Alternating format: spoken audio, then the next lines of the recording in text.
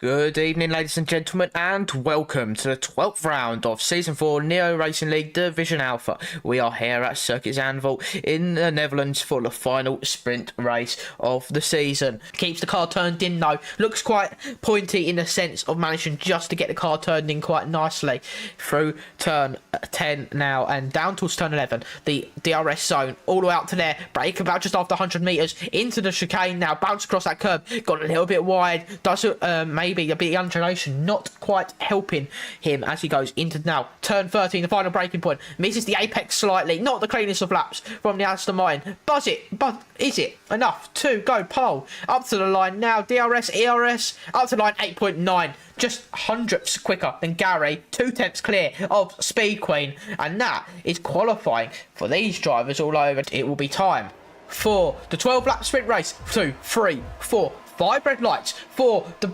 Dutch sprint race. It's lights out and away we go. Pretty even start from all the front runners. As we go down towards turn 1, there's a bit of a side-by-side action between Gary and Marcel. Gary defends that one quite beautifully, but the Speed Queen has jumped ahead of his Red Bull teammate, as now Shoot Fizzle will lead the way. Lap 1 of the 12, as 12 tours of the sprint race, is Shoot Fizzle, who leads the way, who's about to go side by side with Speed Queen. Up the inside goes the Red Bull. There's a bit of a back end switch from the Aston Martin. Contact there between the two. The Aston Martin goes off the road and now has dropped the position to Gary Gator, as now Gary's going to go side by side with Speed Queen. Gary into P1. Speed Queen having to defend around the outside. Goes Shoot Fizzle. Can he make the move on Speed Queen? Not quite. They're going to go side by side into turn 2, maybe turn 3. Shoot up the inside, trying to make labour, couldn't quite do it. As we see Speed Queen now trying to defend, gets the run on the outside, does so, and they keep the position. Speed Queen will want to be careful though, because he'll have to be defensive.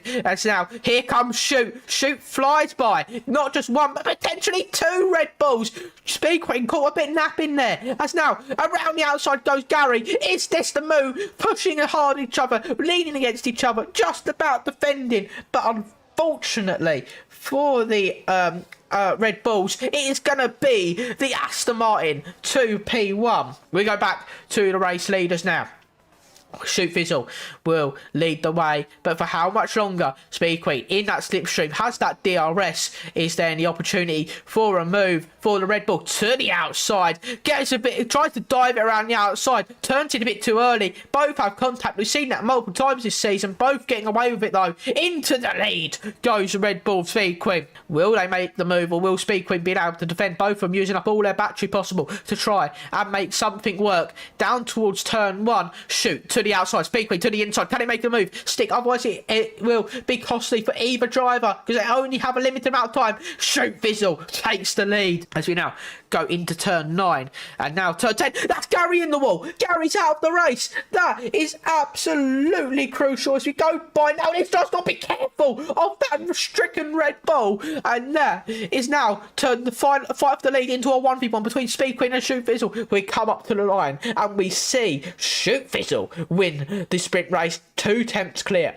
of Speed Queen. He's 6 attempts off in his previous best. Can he get enough time in that final sector as go up to the line closest to the pit was possible? A 9.3 puts himself P3, but a bit of a better gap to what they had previously. Marchmeister pushed down outside the top 10 and then puts himself into P5, and 9.6 from the Aston Martin, not the Aston Martin, from the Haas, and that puts himself into the top 5. Shoot Fizzle goes even faster with a 8.8. That is a very good time there from the Aston Martin, who takes pole position. We've got a 36 lap race ahead of us. We've got 3, 4, 5 red lights for the Dutch Grand Prix, and it's lights out and away we go. Awful camera angles, albeit, but it's lights out, away we go. Shoot Fizzle gets away, the dream start gets away. No competition into turn 1 side by side between him, between Gary Gator and JPS, as they continue to go side by side. JPS trying to make a meal of it as we go into turn 2 and turn 3, but there's going to be contact there between David Marchmeister and potentially Marcel as well, as we now going to go through turn 4, 5, 6 and into turn 7. We're going to see Shoot Fizzle head up the 2 Red Bulls side by side between David and Handflap Kelly. Handflap Kelly moving up to P5. Excellent start from him, but David has got front wing damage. There's going to be opportunity there for Marchmeister, who goes up the inside into turn 9, but into turn 10 the horse has completed the move, and into P6 goes to Marchmeister. At the moment, the championship leader of Shoot Fizzle is pulling away right now.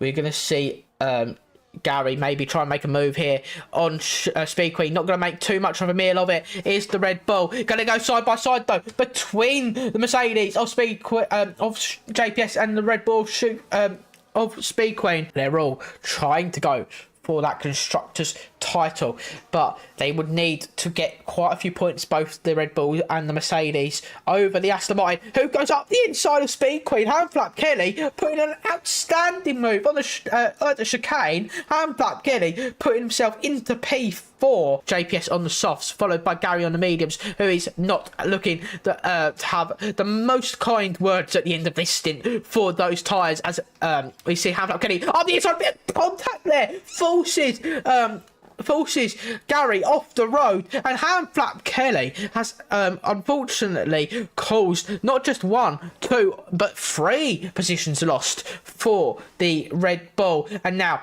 they'll be lucky to get away with any sort of damage. But here we go. Can anyone make any sort of moves? We're going to see Speed Queen make his way by for P3 and P4 for Marchmeister. Bit more contact there between Marchmeister, Handflap Kelly and Gary. Gary almost turned round in all that, and luckily for him, keeps his nose out of the wall and into P6. Up the inside, contact there. That seemed like a very, very late lunge. These two told each other they would get a fight like this, and these two have certainly decided to fight like this. We're going to see as well Handflap Kelly dive up the inside of Gary. They're going to go to this cutback. They're going to still go side by side. These two definitely do not want to crash. They're still side by side. Almost more contact, and more contact as we go through turn 3. They're going to weave. They're going to try and defend. These two, they're not going to give each other an inch. They said a couple races ago, they're going to fight like this. Pushed wide. Gary sent right off the circuit. He Shoot Fizzle by Speed Queen. Speed Queen looking to the inside, going to make a move for the lead. Up the inside goes Speed Queen. Cut back from Shoot Fizzle. Are they going to be able to defend it as we go into turn 2? And they're going to still be side by side. Swoops around the outside. Contact between Speed Queen and Shoot Fizzle as they lines collide. Neo trying to make something work into turn 8. He's up the inside. Soda's gone wide. He's got onto the curbing. Very lucky not to go dragged all the way to the wall there. But Neo back up to P12 as we see everyone begin to come into the pit lane. Handflap Kelly and yes, JC. 10-second time penalty for speeding in the pit lane. Who is that? It is Neo and Rupsi Cola currently fighting over. JPS is retired. JPS has retired on the exit of the final corner, and that. Yeah, he's gone at the wall. What has happened there to the Mercedes? And that has caused a safety car. B Queen will now come into the pit lane, but will have to put on the hard compound of tyres to go to the end, because those softs will not last 20 laps, I do believe. Otherwise, they'll have to put in an almighty stint. Meanwhile, everyone will now come into the pit lane who hasn't stopped and put on a new set of tyres, or just put on a new set of tyres to go to the end on. Softs for Speed Queen, looking to be bold, try and get use the tyre advantage of the softs earlier on to try and pull away, but the day is done. And actually, Speed Queen comes into the pit lane. Why? What is Speed Queen doing? Going on to a new set of mediums.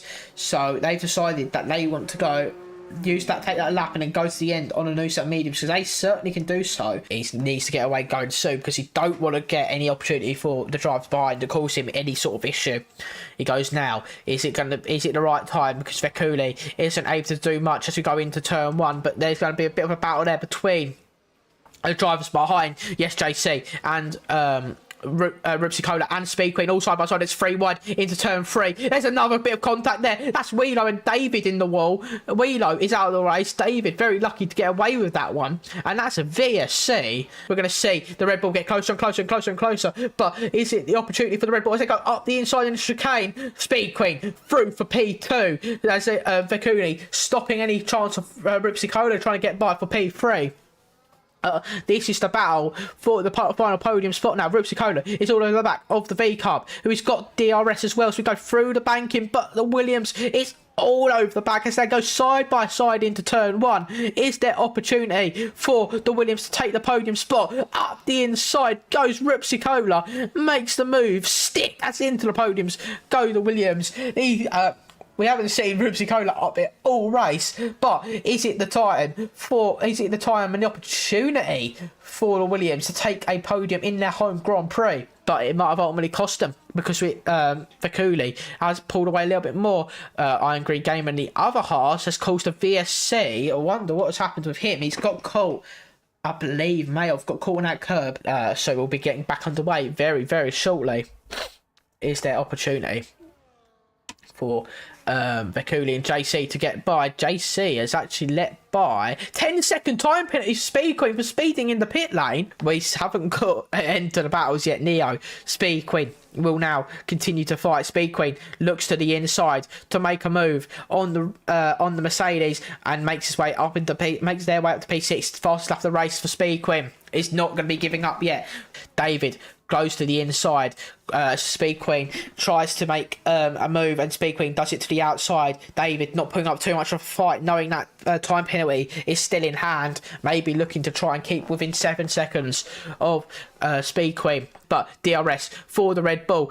Melly not going to be able to do too much as that Red Bull flies by into turn 1. March going to not have the DRS while Speed Queen is going to try and fly by to the inside. The Haas chooses. Is that the opportunity for the Haas to fly by? March trying to make a defence and unfortunately falls out of P3 on track. We're going to go around the final corner for the final time. Here comes Shoot Fizzle. Goes up to the line. It is another race win and an extension of the championship lead. Shoot Fizzle wins the Dutch Grand Prix on round 12. Up to the line goes Speed Queen. Is that going to be P2 on track? It is not.